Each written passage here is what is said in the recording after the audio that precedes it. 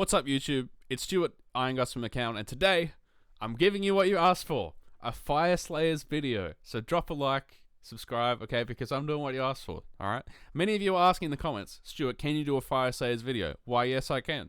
Because Fyreslayers is a bloody interesting army. I do like this army. Now, I wouldn't say it's far and away the strongest army in the game. It definitely has gigantic flaws, okay, which I'll talk about in the video. But it's interesting, okay? Now, before I get into the video, I just want to talk about something very quickly, which is the state of the YouTube comments, okay? The state of the YouTube comments. Because in my last tier list video, I've got some of the rudest comments and some of the nicest comments simultaneously that I've ever gotten in a YouTube video. So, go figure. Of course, I'm trying to focus on the positive ones, but one can't help but glance while sitting on the toilet on the negative ones and write a snarky comeback. So you might have seen me go into war in the comments.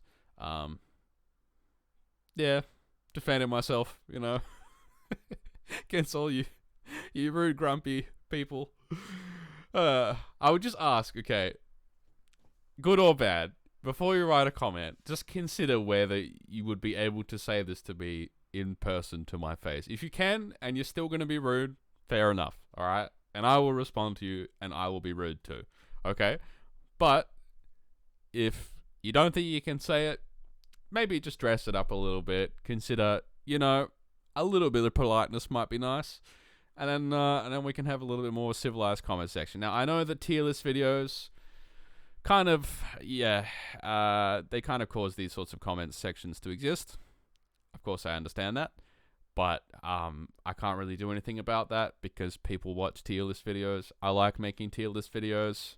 It's a perfect relationship, so I make tier list videos. So that's where we're at. Okay, so today we're doing Fyreslayers. Let me go full screen. So, I'll go through the allegiance abilities and the prayer laws, battle, you know, heroic traits, all that jazz, okay? And then we're going to go through the millions of ginger heroes that all look the same, and I'm going to struggle to find them in the tier list and put them somewhere. That's what we're doing today, okay? And at the end, we're going to probably build some lists together, okay? I'll just get that ready now. So, yes, that's what we're doing today. Fyreslayers. So I did put them in my B tier, right? Let me just get list spot up here for later. Okay, here we go. So I put them in the B tier. And what does B mean? Well, B means that overall the army is, you know, middle of the pack. We're talking between, like, I don't know, 48 to 52% win rate. You can think about it that way, right? Just kind of like, yeah, it's pretty decent, but has flaws, okay? And Fyreslayers definitely has some flaws. And the source of the flaws, in my opinion, is actually in the allegiance abilities, okay? So they have 5 very powerful runes that are insanely telegraphed, okay? So there's really another level of, like, mind games and kind of mental game you have to play with your opponent when you use these things, okay? So we're going to go through all 5 of them, and then I'm going to talk about when you would actually use them, okay? Because they're actually maybe a little bit counterintuitive, and I think when you use them is, for some of them, going to be a little bit less linear than you think, okay? So, first one is Rune of Fury, and basically, for the rest of the battle round, you get strikes first while you're with an enemy unit that charged in the same turn, okay? What does that mean? Well, it means that, you know, you can really potentially take a good charge from your opponent, stop your opponent from charging in and hitting you, okay?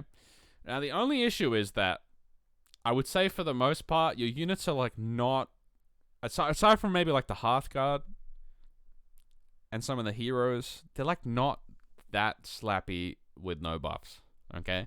So you're going to get to go first, but if it's, like, 10 Volkites, I don't know, does it really matter? Does it really matter? Depends how squishy your opponent's army is, of course, but, yeah, sometimes this doesn't matter so much, at least on the sense of killing your opponent. It might allow you to get some kind of, like, incremental advantage, but most of the time, it's, like, not amazing, I would say. Yeah, I think this one is maybe a little bit weaker than it looks like on paper, in my opinion. Now, if you're running the Hearthguard, this can be super nice with the Hearthguard to actually make them, get to hit something before they get taken down. They're extremely squishy, and same with the Flameseekers. But some of the other units you might take, it might be less good. So, if you do have these units, so the Flameseekers, the Hearthguard, this kind of thing, okay, you're going to use this to essentially deter your opponent from fighting those units. That's really what the effect of it's going to be, okay? Now, you might play against some absolute nincompoop who just runs at you anyway and then dies, okay? But realistically, what it's going to be is it's going to stop your opponent hitting your hammer with their hammer, right? That's essentially what this does. Okay, so you can kind of read it as start of any turn. For the rest of the battle round, your opponent cannot kill your hammer with their hammer. All right. This also, I think, has an interesting use for kind of mitigating counter charges, okay? Because what you can do is click this button, all right, the strikes first button, and then you can line up a charge that you know that your opponent's going to be able to counter charge, but your opponent might be less inclined to send in a unit as a counter charge because it means that you're effectively going to get potentially 2 activations before they get to go, right? So let's say you charge in 10 Hearthguard here, another 10 Hearthguard here, or like a Magmadroth here, 10 Hearthguard here. They counter charge one of them. You're going to get to go first with one of those because they have a unit that charged in combat with you. Don't even necessarily have to hit that unit either. You could hit another unit. But as long as you're in combat with them, you have strikes first, and then you get to hit with 2. So it could potentially mitigate counter charges. But I think for the most part, this is just, I have damage units, you have damage units. Please do not hit my damage units this turn. Okay? Alright. Rune of Fiery Determination is very good. Now, there are ways to get 5-up wards in the army beyond this. So there's going to be some army builds where this is less good. So if you're running, again, lots of Hearthguard, they get 5-up wards. Or, I think Grimwrath Berserkers have a way to get 5-up ward as well. Yeah, but for the most part, you're gonna really like this if you're using Flameseekers or a bunch of Volkites or something. And you get a 5-up ward for the rest of the battle round. Again, it's at the start. It's not at the start of any turn. This one isn't in any hero phase, right? But you kind of want to use this turn 1 in a battle round so you can get the 5-up ward for 2 turns. If you use it just at the bottom, you're only going to get it 1 turn. Sometimes that's necessary, but yeah. Again, you want to be at the top of the turn in general with Fyreslayers. Okay, when would you use this? I think the glowing example of when you would want to use this is just, you're going to be taking a shooting shot and you're not going to be on the turn where there's a great artifact that can stop you getting shot. But basically, this could be another turn where you could potentially blunt the output of a shooting army majorly by getting a 5-up ward, right? Yeah. I would say that this one is maybe there's a little bit less strategy involved. It's maybe a little bit more of a straightforward one. You just know you're going to take damage. It's nice to keep in the pocket for when you with Fyreslayers, you're going to have a lot of players where you go in, you make a push for an objective, and now you need to just stand there and hold it. And this is a good one for that. Okay.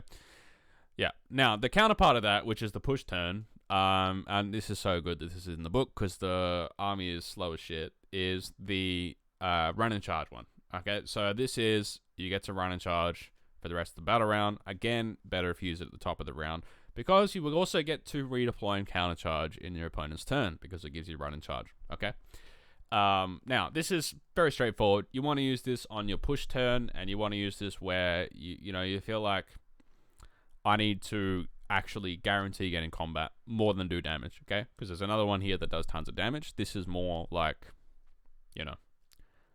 need to get in combat. I need to get this objective. I can already kill this unit, but I just need to guarantee I can get there. I need to get 2 units in combat for Do Not Waver, this kind of thing, okay? Alright. Rune of Farsight. So, this one kind of sucks, but you will use it sometimes. I think particularly towards the end of the game.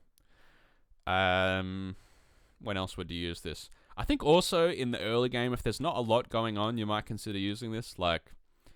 If you're kind of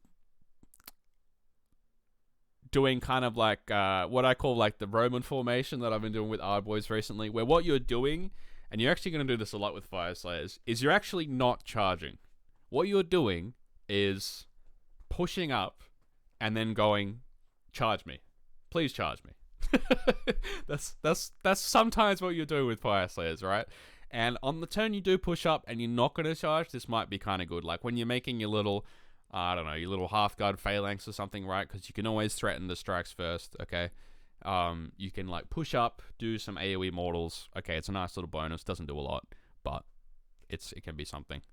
And then your big damage round is where you get crit mortals for your whole army, and this is the big damage. This is going to turn your army into doing insane damage. Now, slightly disincentivizes taking Poleaxe Half-Guard Berserkers, and we'll talk about them when we get there, but that unit, I think, is slightly weaker because this exists, okay? Now, there's an argument that says, do I take 10 of them because I can do mortals on the turn that I don't have this? That's fair. But I think for the most part, you get rewarded for taking units that have, you know, lots of attacks with damage, which is the Berserker Broad Axes. So, yeah, that's the battle traits. One of the more interesting set of battle traits in the game. I'm really a fan of them. And let's go into the subfactions first. Okay, so first one we have is Forge Brethren. So +1 save for infantry units while you're wholly within friendly territory. Now, I will say first of all, your units have terrible saves. So this is not like getting +1 save on a 3-up save unit. A lot of your units have 6-up and 5-up saves, particularly infantry. So is this good? Kind of. It's okay. Okay? Yeah. I'm more in favor of other ones. We have Lords of the Lodge, which is sick, actually, if you run lots of doomseekers, okay? Otherwise, terrible. Alright, well, you get +3 to control score of Fyreslayers heroes, and the control score of Fyreslayers heroes cannot be modified by enemy abilities. So, your little doomseeker guys have 5 control score, and they can't be modified. Very nice, right? Scales of Ulcatrix, pretty mid, I think. +2 health of Magma Dross. I mean, there's even an argument the +3 control score might be better than that. And then Warrior Kimban, I think, for me, this is probably the best out of the ones here. Okay, yes, how often are you charging? I don't know. But at least it gives you, I don't know, the +1 save, and this is, it's a debate, right? It sort of depends on what army you see yourself playing. Do you think that you want to actually be able to take a hit, or you're going to be more like, you know, just okay with losing 10 Volkites to a charge and then countercharge with something good and then get the +1 wound or something? Could be an option, right? Now, with the strikes first, right, this can be super nice with the +1, with the Berserk Kindred +1 to wound, because you can, you know, you stand there, your opponent charges, and you're going to be able to maybe countercharge with 10 Hearthguard or something. Again, I'm saying Hearthguard a lot, but or Flame Seekers or whatever. And yeah, you're going to get +1 to wound and strikes first because they're in combat with you. So I kind of like Warrior Kimban the most, but Lords of the Lodge and the +1 save are okay as well. Okay, then we have Heroic Traits and Artifacts. These are always good in Fyreslayers, but I think especially so this edition. So we're going to talk about these 3. Oh, I'm going to do one at a time. Okay. Ashbeard is you become a priest, or if you are a priest, add 1 to the chanting rolls. You're probably going to take this one every time. +1 to charge, though, for Fyreslayers wholly within 12 is quite good. Obviously, quite slow, and this could be quite good for adding potential counter charges, you know, could make them a little bit more reliable. And I don't really like this one. If you're in combat with an enemy that has strikes first, you get strikes first. And if you're in combat with all-out attack, you get +1 to hit. Don't think you're going to take that one. Then artifacts. This artifact is insane. Basically, once per game, you stop your opponent shooting you for a turn. Pretty good. And actually, if they double you, it's 2 turns. So, yeah. That's mega, obviously. Now, if you only run infantry, they will not be able to shoot any of your army. So, pretty good, right? Pretty good. Yeah. +3 attacks and +1 to hit for companion weapons. Okay, that's fine. But you're taking the shooting one, all right? You're taking that one. That one's spicy, right? Okay, so I think overall you can kind of get the picture from the allegiance abilities that we're playing an army that is quite technical, right? This is a hard army. This is not a I've just started playing Age of Sigmar, I want to play this kind of army. We're playing an army where you really have to think about your positions of your units and make kind of counterintuitive plays, right? When you want to charge, it might be better to just stand there and set up a counter charge. Things like this, right? Because you're going to move 4, so you would have to spend the run and charge if you want to go in, right? What you could also do is just stand there and then have the strikes first option. And this way you don't have to, charge off the objective potential. You can just stand on the objective, things like this. So, yes, this army has many tactical options that it can do. I would encourage you, if you have not tried it before in AOS 4, just if you're playing against a melee army, sometimes the right choice is actually to not charge and just stand there. Trust me, it can be big brain sometimes. Okay, so we're going to talk about the units. And we're going to do our little tier list. Yep, I did remember to put the bonus units in at the Conspicuous, Neve, Black Talon, and Callus and Toll. I wonder why they're there. Okay, so the first unit, I believe this is the Auric. Well, we'll go just the order of the index, shall we? So Auric Flamekeeper. A little bit weird. So it did go down, I believe, 10. So it's 120 points. It's not a priest or anything. And its ability, once per turn army, so you'd only ever take 1. And if any friendly units have been destroyed during the battle, you pick a friendly Fyreslayers infantry unit, Holywood in 12, and you roll a dice. If it's equal or less than the number of Fyreslayers units that have been destroyed, you pick an effect, like 5 up ward, +2 to charge, or +1 damage, which is probably the big one there. So, I think this is too hard to use, right? You basically need to lose like 3 units, and then it becomes effectively like a 3 or under. And then even then, are the effects that good? Like +1 damage could be really sick on like 20 Volkites, but it's not that good on 10 Hearthguard, to be honest. And then on a small unit of Flameseekers, it's not that good either. So, I mean, it's nice, but I think it's too hard for this to work, right? I guess the way you could maybe engineer this to be better is if you, I don't know, ran a bunch of mid units of Flame Seekers, and then that's your army, and you're trying to just get them killed. I guess that's a way. But realistically, you're going to be sitting here with a guy for 120 who doesn't do anything for a lot of the game, and I think that just makes him not that great. So I know he went down, but I'm not really sure he's that great. I would put him in C, in my opinion. I don't really rate this War Scroll. Okay, we have the... Okay, let's do the heroes first, shall we? So let's do Auric Runefather on foot. I think quite a good War Scroll. So, pretty nice in combat. Pretty slappy. Okay, so he can pick a retinue. And while the retinue is holy within 6 of this unit, so that's the same range as the -1 attack. So you would, from the Honor Guard. So you'd imagine you would think about using that on this guy. And they basically get +1 to hit, and this unit gets 4 at board. Not like he takes damage passing on to them, he just gets 4 at board, so very nice. He is a War Master, which is very strange, but you're probably going to take him the General with the -1 attack anyway. And basically, he adds the number of the battle round to the control scores of friendly infantry units, Holywood in 12. So add 1, and then it starts to ramp up. So it can really become a late game control beast. He just doesn't quite help you with any kind of durability. So, and he's expensive for 160.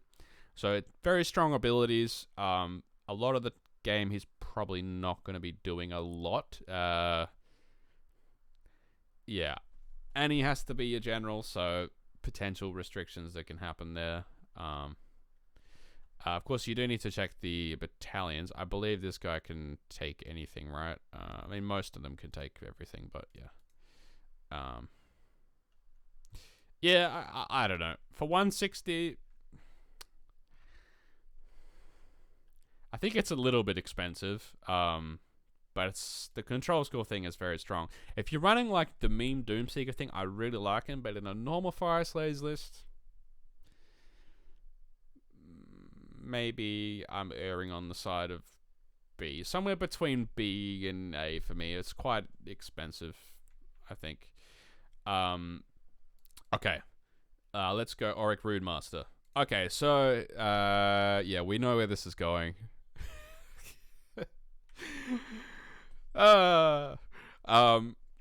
Okay, so it's a double priest. We're gonna start with that, and it's 190 points. And every time you answer a prayer, you get a token. And basically, when you declare an Urgold thing, then you get to remove 3 of the tokens and apply an enhanced effect. Okay, so we'll have to just bring up these things again here, because it kind of goes beyond what I was saying before, right? So Rune of Fury, basically, you get +1 to wound while they have strikes first. Very nice. So it can potentially ramp up your damage when you're getting charged. Rune of Fiery Determination, which gives you the 5 award, gives you +1 save as well. So if you have the +1 save subfaction, you could be standing there with +2 save, 5 award for a turn, or for a battle round, which is pretty nice. Relentless Zeal, you get +1 to run and charge. There's quite a few charge roll bonuses in here, so could be nice. +1 Rend for Searing Heat, so you get crit mortals and +1 Rend. A little bit of anti-synergy there, I think we can say. And then Rune of Farsight, which is your AoE Mortals one, it just becomes 16 in its range. So the big one there, I think, for me, is the +1 save.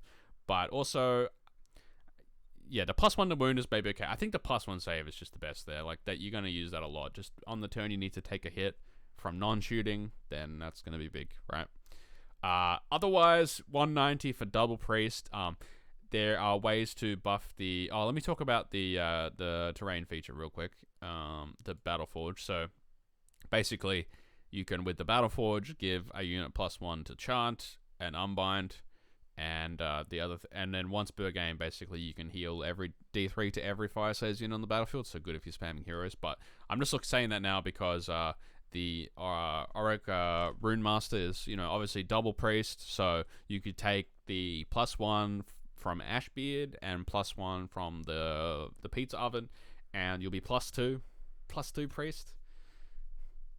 Yeah, and the prayers you'll be able to chant are as follows. Now that we've got to a priest, so there's the 3 magnet invocations. So there's the runic firewall, which is like basically a one that doesn't move, and it's basically a little bit strange, but you kind of set it up Hollywood in 12, and in a position that's going to be in range of a bunch of your opponent's units, and on their turn you can do some AoE mortals and subtract from the control score. So pretty good to counterspell, but also runs the risk of giving your opponents, some extra movement or battle tactics. So that one is a little bit weaker. The Flame Spitter I really like. So it's just like, it doesn't move, but it just kind of sits there and gives you some actual range power, which you don't really have in this army so much. So it can, it's not huge, but sometimes chip damage in an army like this can mean a lot. So it's basically 18-inch range, which is nice, and you can set it up Hollywood in 12, so easy to get in range of stuff. It's 8 attacks, 4s, 3s, Ren 1 damage, 1 with crit 2 hits, and it gets +1 if they have 10 or more models, or +1 to hit and wound 15 or more models. So I really like that one. The Molten Infernoth is basically, it's just like kind of fights alright, and then it can give something -1 to wound, if it happens to last into the end of the turn. So they're actually a little bit on the weaker side when compared to normal manifestations, but you got to keep in mind these are really easy to get out. So if we're saying we have +2 to chant with the Rune Master, then okay, 2 up to get the firewall out. It's pretty mega, right? Okay, now the prayers. So the unlimited one is -1 to wound, and if you roll an 8+, you can also subtract 1 from rend that hit them. So this is unlimited, so you can spam it. So you can be putting out multiple minuses to wound. The other 2 prayers are pretty weak, I would say. So Okay, you ignore battle damage and add 1 to the companion weapons for a Magma Droth. And then you can add more to the attacks, okay? And then the other one, you get to basically fight twice with an infantry unit, and if you roll an 8, you also get +1 to wounds. So those two weakish, but the Prayer of Ash is very good. So I think with Fyreslayers in general, the priests are really good, but I would not spam them. There is kind of a loss of return on investment because there's kind of only one really good prayer, and then you kind of just cast the invocations, and then once you run out of that, there's not that much to do. So I though still think that the Auric Rune Master, if you're not including this in your Fyreslayers army, you're probably trolling. I don't think there's any build in the game for Fyreslayers that I would not run this guy, and that obviously makes him S tier. It would be enough if he was double priest, right? But this extra effect he gives your runes is mega. Okay, Rune Smiter. So it's another priest, and you can take a unit underground. Now what's interesting is you come out in your hero phase, so it's not your movement phase. So this guy actually can come out and do a prayer. Now you don't have any offensive prayers, so that's where it's a little bit less interesting. 120. I don't know. People really like this sort of like teleport thing, but I don't know how important it is with this army overall. That might be a slightly weird take, but there are ways to get multiple bonuses to charge. But my big problem with this come down thing is they can redeploy backwards, and then it becomes quite a hard charge. Where this is useful is if they're going to have faction terrain behind them. It can be quite easy to make a charge. But again, we're talking about, potentially sending in one unit on its own. I'm not so much of a fan of that. So for me, for 120, I don't know. I've never really liked this unit, but I probably would put it in B. I'm more of a fan of just actually being on the board to begin with Fyreslayers and just being a little bit more careful with how you move stuff, to be honest. Okay, Auric Rune Sun. Yeah, now this can be a way to get another +1 to charge. So there's actually a bunch of +1 to charges in this book. So we've got the enhanced rune effect. We've got the potential command trait you can take. We've got this guy. What else we got? We have the Grimhold Exile, which we'll see in a second. Yeah, I think that's it from memory. Oh, and the Flamekeeper. So there's a bunch of +1 to charges here. You can kind of think of it as giving you some extra movement. But for 120, that's basically all he does. And it's hard for him to charge in the first place. I think it's just bad. Where is he? I think he's not good. Unfortunately, I don't think he's ever been good. But here we are. Battlesmith, so it's 100 points, which is very cheap, we have to say that, and it's actually okay in combat. You can add 3 to rally rolls. Now it just says friendly unit on that. Now that's actually interesting because on Callus and Toll, having +3 rally rolls is actually really good. And you can ignore negative modifiers to control scores of friendly Fyreslayers units. So if you have the hero subfaction, your hero spamming, you already have this. But otherwise, you don't. 100 points, okay, it's very cheap, but it ultimately doesn't do very much. So I would say C. B. Probably B. Bottom of C. Bottom of B, top of C kind of thing. Okay. Yeah, I mean, it doesn't really do a lot for its points, right? Okay. Now, something that does do a lot for its points is Mr. Doomseeker. Now, okay, this unit's really good. Like, for 90 points in this edition of the game, so I have a theory in this edition of the game where just having more units is just really good at the moment. Having units to go on the sides, do you take the flanks or whatever, you take the land. Just units are just annoying. They're just on their own and your opponent has to commit something because people have fewer units, right? If you can have these cheap units that actually kind of do something, even though they're slow, I still really rate it as a War Scroll. So, normal kind of Fyreslayers profile, same attack as the Battlesmith, but you can pick an enemy unit to be the quarry, and basically it gets +1 to hit and wound against the quarry, and if it's destroyed while in combat with the quarry, inflict 3 mortal wounds on that quarry. Now, it doesn't say that you can't pick the same unit to be quarry.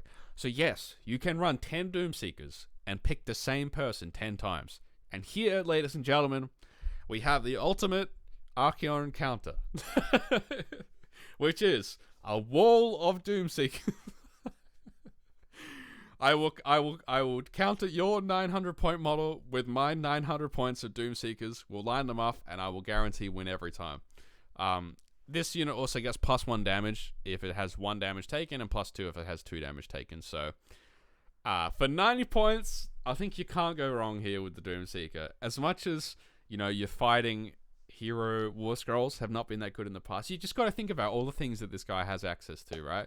Potentially +1 save, potentially +2 save from the defensive thing, the 5-up ward, so he's actually becomes very tanky. Could be basically 3-up save with a 5-up ward for a turn. You can turn off shooting for a turn, and otherwise have guarded hero anyway, right? You can, what else can you do? You can actually just get a 5-up ward from standing near Hearthguard Berserkers. Very good. What else can you do?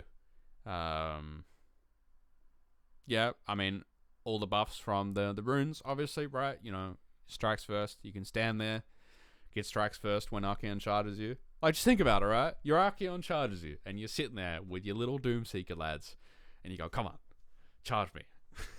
Charge me. And he comes in, and who's he going to kill? Because, like, you know, it's actually really hard to work out how many attacks you need per Doomseeker. And if you don't kill them, they're going to do pretty good damage. And if you do kill them, they're going to do pretty good damage. So what is the counterplay for ARCHAON? What is it? No, he cannot cap you on objectives, because you count as 5 and your control score cannot be modified. So how does he win this game? He cannot. It is the ultimate ARCHAON counter is Doomseekers. Okay? Now, obviously, there's some memes in here, right? But I actually think, honestly, just as a unit for 90 points, it can go in a battalion. I think you're doing pretty well with the Doomseeker. It's better if you lean into them and run a lot of them and run the hero subfaction, because otherwise I think it becomes a little bit more efficient to run units. But overall, for what he is, I'm telling you, honestly, not even as a meme, I'm going to put him S tier. Not even as a meme. Shout out to Philip Springer in the comments who put Doomseeker in S tier. Not even as a meme, I'm putting Doomseeker in S tier, okay?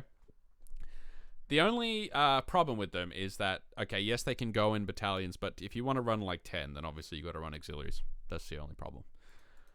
Okay, let's go to the next Giga Chat on the menu. Let's go to Grimwrath Berserkers. So these are a bit more expensive for 110, okay? They have an extra rend in combat. Other than that, exactly the same. And basically, you can pick an oath for them. You can pick multiple of the same oath.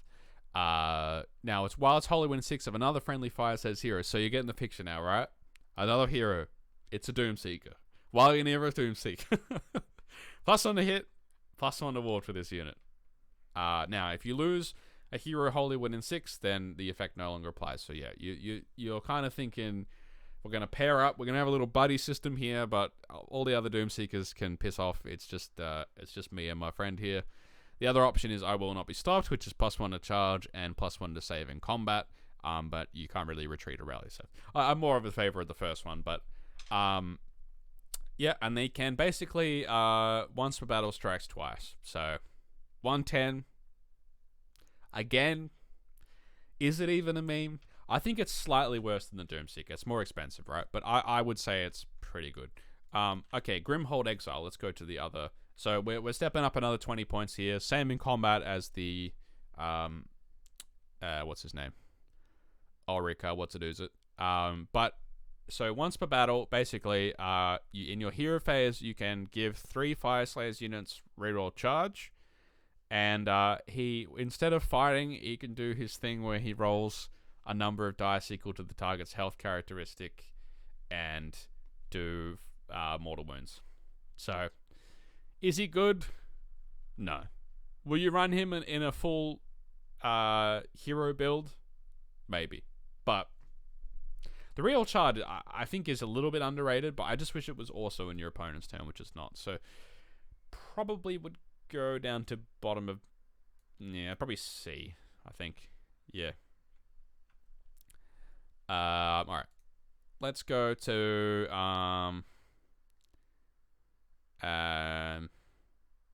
whatever. What other hero haven't we done? I think we've done all the heroes now. Yeah. Okay. So let's go through the Magmadroths. Okay. So the Auric Runefather and Magmadroth is now his shooting is actually surprisingly good. So it's 4 attacks, 3s and 3s, round 1 damage, D3, and his damage in combat is okay, though a lot of it's on 4s. He can once per game give Fyreslayers units +1 attack. Pretty good for particularly Hearthguard.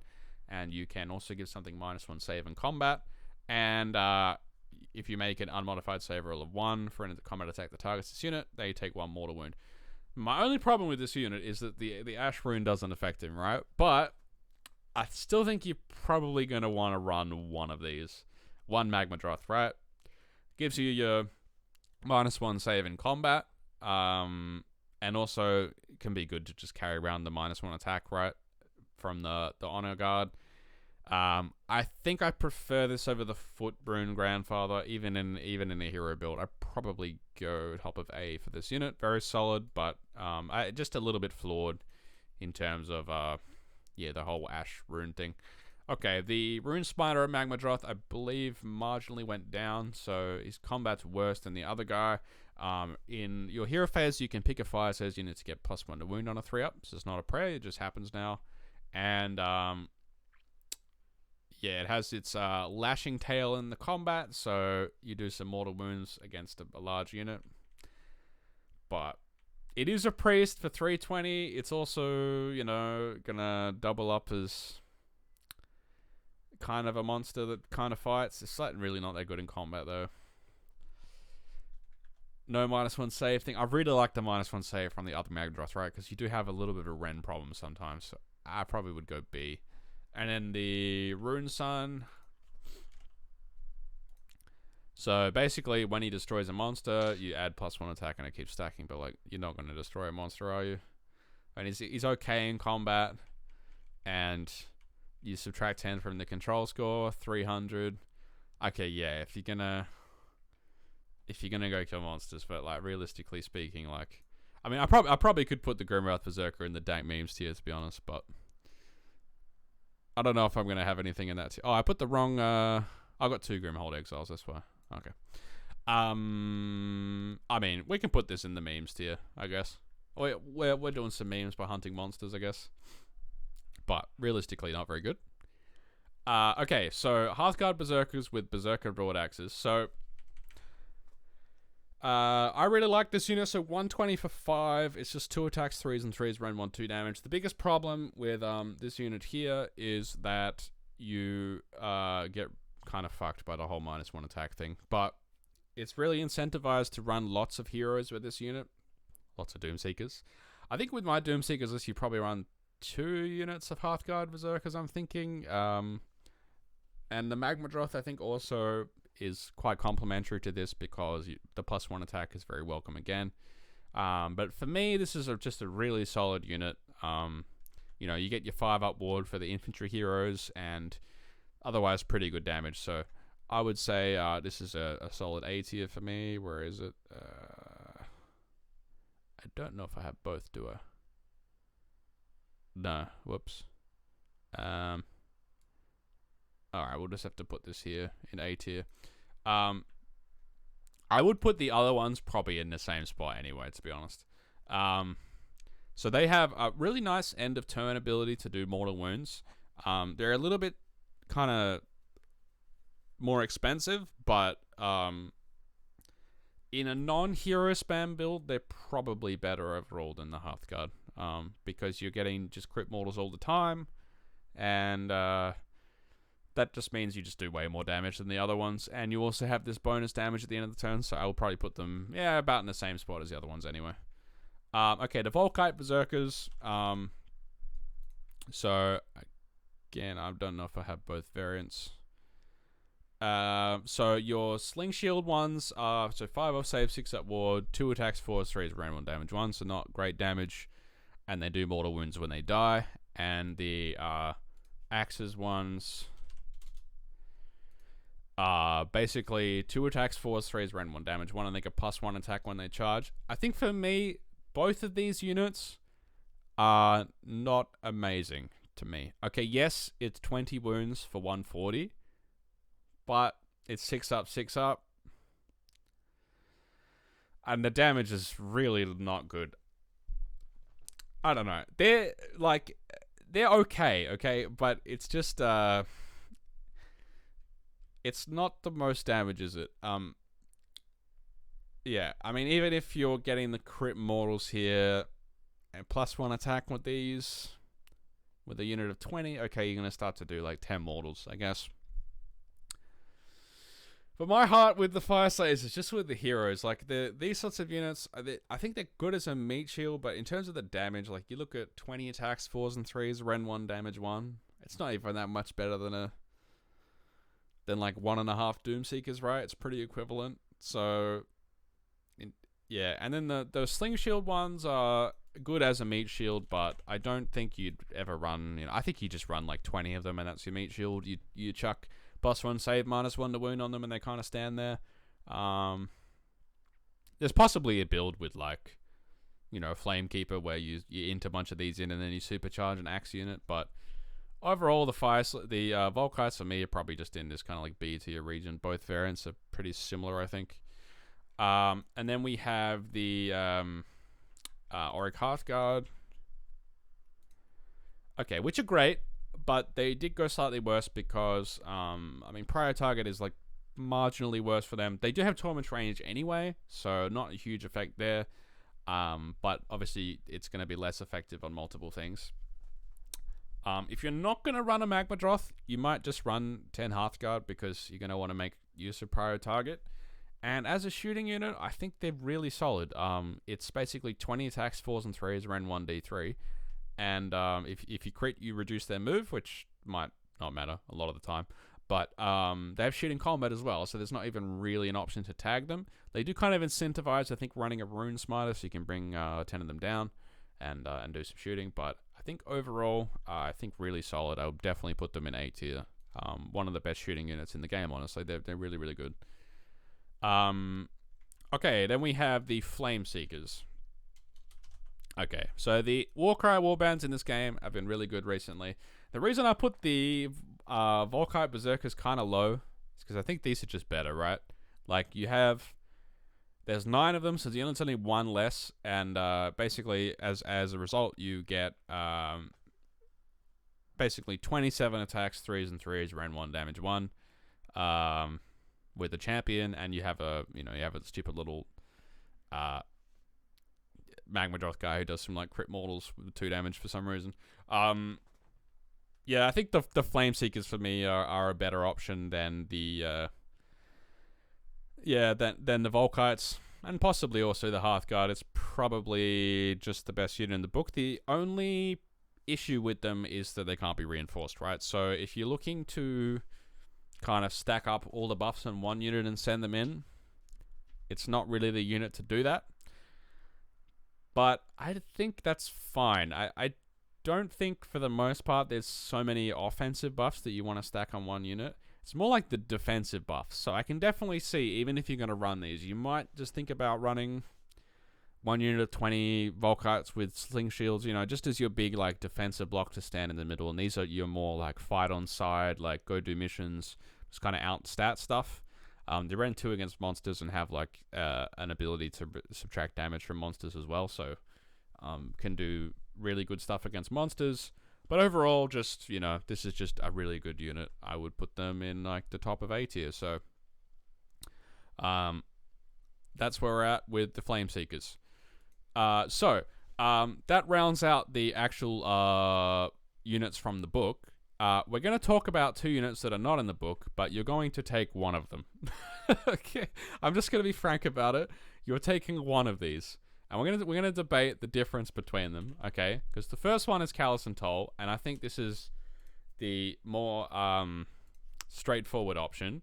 So basically with Callous and Toll, you're going to get, I mean, we know what this does, right? You're going to get units that are good at killing manifestations, which you have a little bit of a problem with. And basically they get +1 to save and +1 ward while they contest an objective. And you also get +1 to wound against an enemy unit. And you can come down from reserve. These are all things that you want in Fyreslayers.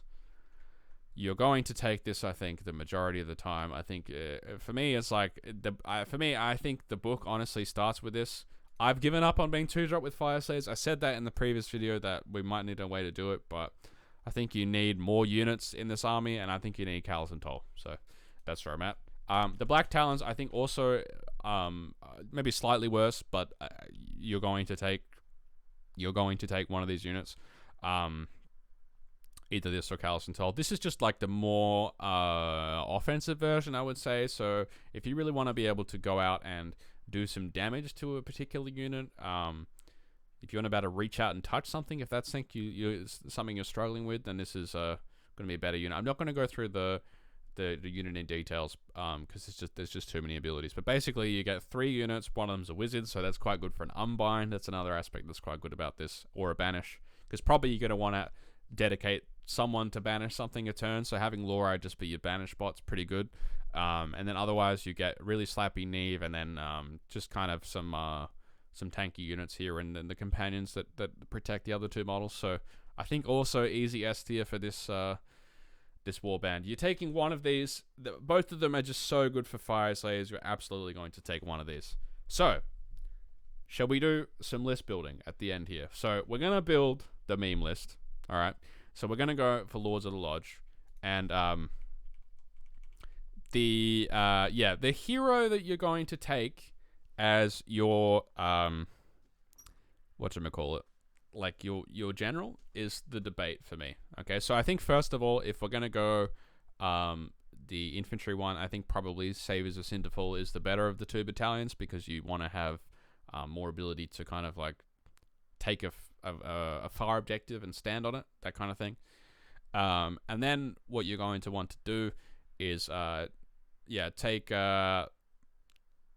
either a Rune Father on foot or a Rune Father on Magmadroth. It's kind of a debate for me. That's quite hard. So the control score, I think, is possibly better than the +1 attack if you're running heroes. So I think let's start with the Rune Father. And I would, even in this build, probably take a Rune Smiter, a Rune Master. And I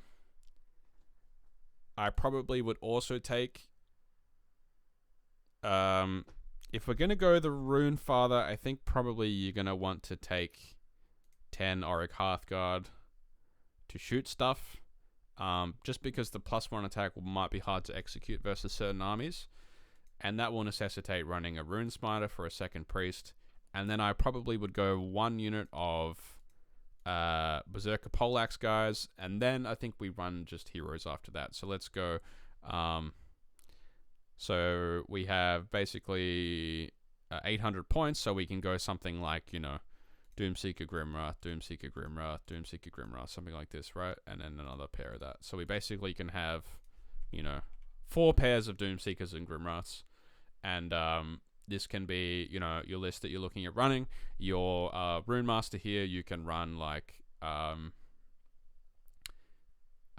was I going to say? You can run like Ashbeard, and then I would on the Rune Father, you can run your Ash Cloud Rune, and this is obviously your general here. And this way you're going to have, your 1 shooting unit. You're going to have like a, kind of like a, I wouldn't actually screen with the Hearthguard Berserkers, but you're going to use them to basically be your screens. Because what you're going to do with the Hearthguard Berserkers is you can kind of give the Doomseekers a 4-up ward. Just to revisit, you can, so basically you can, with the Grimwraths, okay, you can give, you can give them a 4-up ward, right? The Grimwraths can get a 4-up ward, because they can get a 5-up ward from the Hearthguard Berserkers, or the, also the, what was I going to say? Fuck. The, words. The rune, yeah. You can get +1 ward from a wound, potentially +1 save, and then another +1 ward here. So you can go up to like a 4 ward, which is pretty nice. And you're gonna have a bunch of units on the board to go do tactics and stuff, while still having like a really, I think, strong like scoring game as well. Like, you're really good on objectives. You actually count for a bunch of models, even if you're not in range of the rune father. You're still gonna count for like 5 with all the heroes. You have some flexibility with deployment with the rune smiter, like you can kind of forward bunker with the Hearthguard, or if you don't think it's necessary on the particular battle plan you're playing, you can, you know, also do something else. You have some like decent chip damage with like the Flame Spitter, and then your Saviors of Sinterval and your Auric Hearthguard as well. So a bunch of things you can do with this army while still having 8, you know, heroes. Yes, it's not like 900 points of Doomseekers, but it's still like a lot. If you're gonna go the full Archeon counter, you just run like as many Doomseekers as you can fit in the list. But I think in terms of having a more balanced list, because even like putting +1, like -1 wound, +1 save on the Auric Hearthguard, for instance, is like really good. So having the opportunity to do that as well is really nice. And as we said, the Saviors of Sinterfall, just probably the most points efficient thing you could run in the army. So I would run both of these units in the General's Regiment with the Rune Father, because sometimes you're going to want to do the, I think the -1 attack will be better sometimes, but I like having the possibility of doing both in lists these days. So that's where I'm at with the kind of Fyreslayers list that I want to run. Obviously, you could run a more balanced list, but I really like the heroes. So I hope you enjoyed the video today, and go and kill some Archeons with Doomseekers. Come on, guys. I want someone please, if just at me on Twitter or YouTube or something. If you kill an Archeon with your Doomseeker meme list, let me know. I want to know. Will be super fun. So I'll see you guys next time. Thank you very much for watching the video. Please subscribe. We're on the road to 10K. Okay, road to 10K. Please subscribe, and I'll see you in the next one. Thank you. Bye.